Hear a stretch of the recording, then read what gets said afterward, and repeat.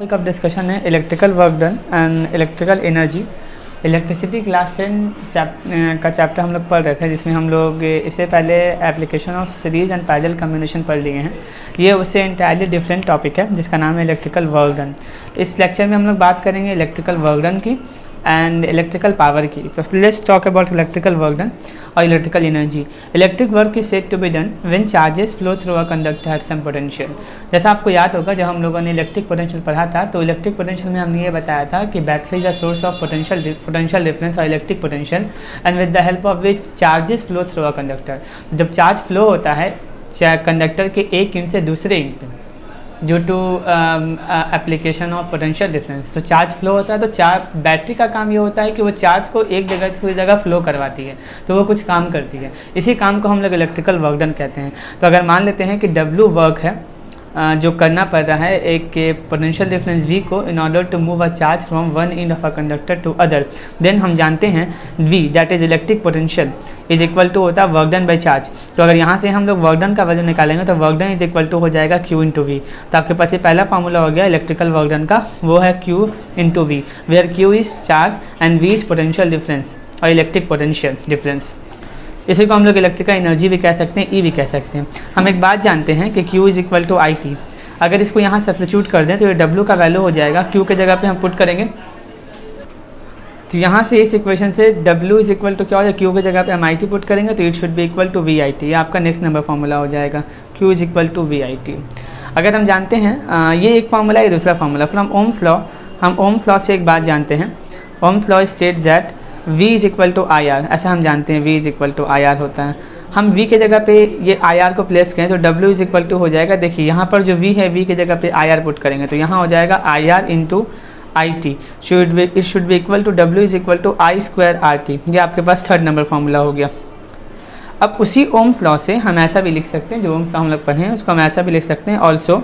हम यहाँ से Ohm's law is equal to V is equal to IR था, यहाँ से I का वजह निकाल लेते हैं तो I इज इक्वल टू हो जाएगा V upon R, I is equal to V upon R। तो यहाँ से अगर स्क्वायर कर दें हम तो I square is equal to हो जाएगा V square upon R square. इसको अगर इस इक्वेशन में लाके वैल्यू पुट कर लें, W का वैल्यू हो जाएगा जहाँ I स्क्वायर है वहाँ पुट करेंगे V square by R square, तो it should be equal to V square by R square into R into T। एक R से एक R कैंसिल हो जाएगा और आपको यहाँ पर W का जो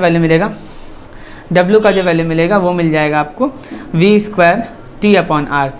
ये आपके पास नेक्स्ट लास्ट नंबर फार्मूला हो गया। तो ओवरऑल इलेक्ट्रिकल वर्क डन का 1 2 3 4 फार्मूला हो गया। अगर हम सबको एक साथ स्टार बना के लिख लें तो electrical work done electrical energy is equal to Q into V and it is also equal to VIT, it is equal to I square RT and it is also equal to V square T upon R। This all are the formula of electrical energy और electrical work done. अब चूंकि ये energy है तो इसका unit जो होगा वो सेम होगा जो आप पहले पढ़े हो। तो ये वर्क डन का यूनिट जो हम जानते हैं वो जूल होता है, तो इसका ऐसा यूनिट जो होगा, ऐसा unit of work done electrical work done is joule होता है इसका ऐसा यूनिट। और सीजीएस यूनिट के बारे में जानते हैं कि सीजीएस यूनिट जो होता है वह आपको अर्ज होता है। इसके बाद जब आप इलेक्ट्रिकल वर्क डन पढ़ लेंगे तो इलेक्ट्रिकल वर्क डन समझने के ठीक बाद, इलेक्ट्रिकल वर्क डन अगर हम समझ जाते हैं तो आप क्लास 9th में याद किए होंगे, वहाँ पर हम लोग पहले एनर्जी पढ़ते थे। Energy is also called work done, तो इसलिए मैंने इसको इलेक्ट्रिकल एनर्जी भी लिखा है। और एनर्जी के बाद हम लोग पढ़ते थे इलेक्ट्रिकल पावर। तो अब जो कि हम लोगों ने यहाँ पर हम लोग वहाँ पर पावर पढ़ा करते थे आफ्टर एनर्जी। तो यहाँ पर चूँकि हम लोग एनर्जी के बेसिस पे स्पेशल टाइप ऑफ एनर्जी पढ़े इलेक्ट्रिकल एनर्जी, तो हम लोग यहाँ पर उसके बाद पावर पढ़ेंगे और उसके पावर को हम लोग इलेक्ट्रिकल पावर बोलेंगे। इलेक्ट्रिकल पावर, तो अगर आपको पहले पावर आपको याद हो पावर कैसे कहते हैं, तो पावर को डिफाइन करते हैं rate of doing work. Power actually में हमको बताता है how fast a work is done. Power tells us how fast a work is done. कोई वर्क जो है वो कितना फास्ट हो रहा है, इस चीज़ को हमको पावर बताता है। कोई वर्क डन अगर हो रहा है तो वो कितना फास्ट हो रहा है। It tells us how fast a work is done, and it is defined as rate of doing electrical work done, rate of doing electrical work done. अभी आपने इलेक्ट्रिकल वर्क डन पढ़ा है, तो रेट जब भी लगता है तो हम टाइम से डिवाइड करते हैं उसको, तो ये हो गया rate of doing electrical work done. It means that electrical power किसके बराबर हो जाएगा, electrical power is equals to electrical work done, electrical work upon time. तो इलेक्ट्रिक पावर को हम लोग कैपिटल पे से डिनोट करते हैं, इलेक्ट्रिकल वर्क डन को W से डिनोट करते हैं, तो it should be equal to W/T। तो पावर इज इक्वल टू आपको निकल जाएगा work done by time. On substituting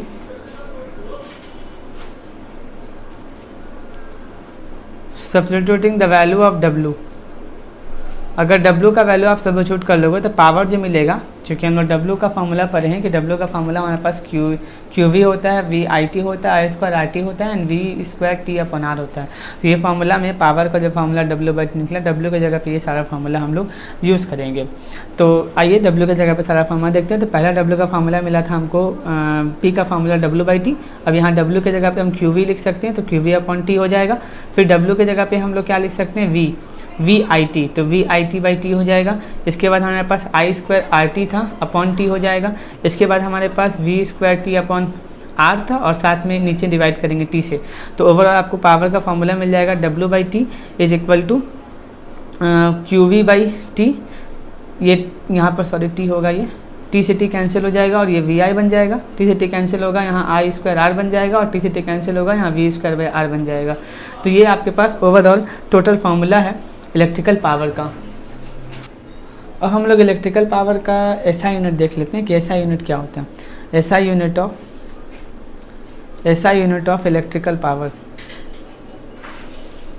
electrical power का SI यूनिट। तो अभी हम जानते हैं कि power is equal to W/T होता है और W का होता है जूल, ये हो गया जूल पर सेकेंड। टाइम का होता है T, इसी को हम लोग बोलते हैं वॉट। तो वॉट, तो SI यूनिट जो होगा, SI unit of electrical power is joule पर सेकेंड, जिसको हम लोग वॉट कह रहे हैं। और वॉट, इसके अलावा एक ऐसा यूनिट और भी हो सकता है। वॉट को W से डिनोट करते हैं, कैपिटल W लिखेंगे,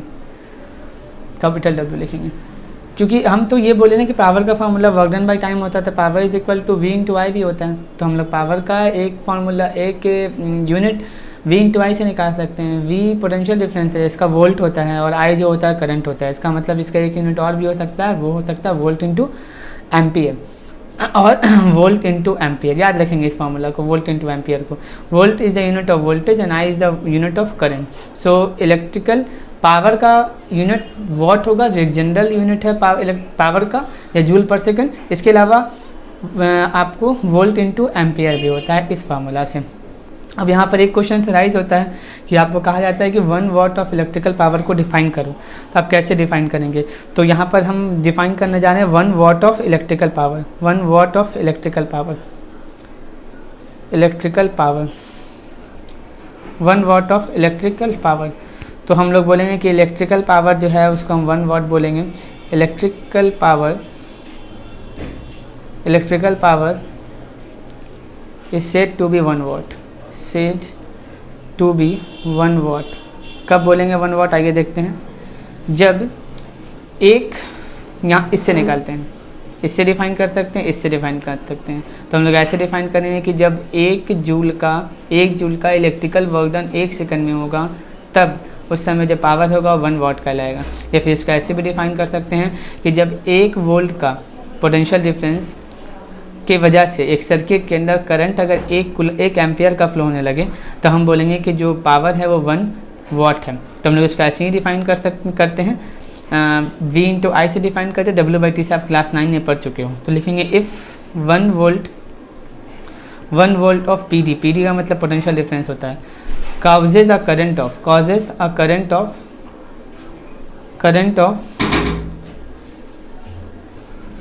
of 1 ampere. If 1 volt of potential difference causes a current of 1 ampere flow through conductor,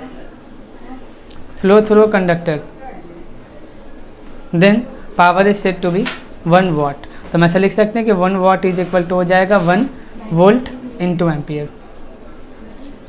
इसके अलावा पावर का बिगर यूनिट भी हमारे पास मौजूद है, और बिगर यूनिट जो पावर का होता है वो हमारे पास है bigger unit of power. Power का बिगर यूनिट जो हम लोग पढ़ते हैं, चूँकि पावर एक छोटा यूनिट है, तो बड़ा यूनिट जो होता है वो हमारे पास पहला जो है किलोवाट। पहला यूनिट जो हमारे पास बिगर यूनिट है वो किलोवाट है। किलोवाट को हम लोग डिनोट किससे करते हैं, तो किलोवाट को डिनोट KW से करते हैं। और हम ये लिखते हैं कि 1 किलोवाट इज इक्वल टू होता है 10⁻³ वाट, यानी 1000 वाट। दूसरा जब आपके पास होता है वो होता है मेगावाट। अगर मेगावाट की बात करें तो मेगावाट का हम लोग डिनोट करते हैं MW से, capital W, which is equal to 10⁻6 watt. उसके बाद हम लोग एक यूनिट जो बहुत कॉमन यूज़ होता है जिसको हम लोग हॉर्स पावर कहते हैं। हॉर्स पावर HP से इसको हम लोग लिखते हैं, small h small p, which is equal to 746 watt. ये कुछ प्रैक्टिकल यूनिट है, ये तो बिगर यूनिट है और ये एक प्रैक्टिकल यूनिट है इलेक्ट्रिकल पावर का जो यूज़ होता है।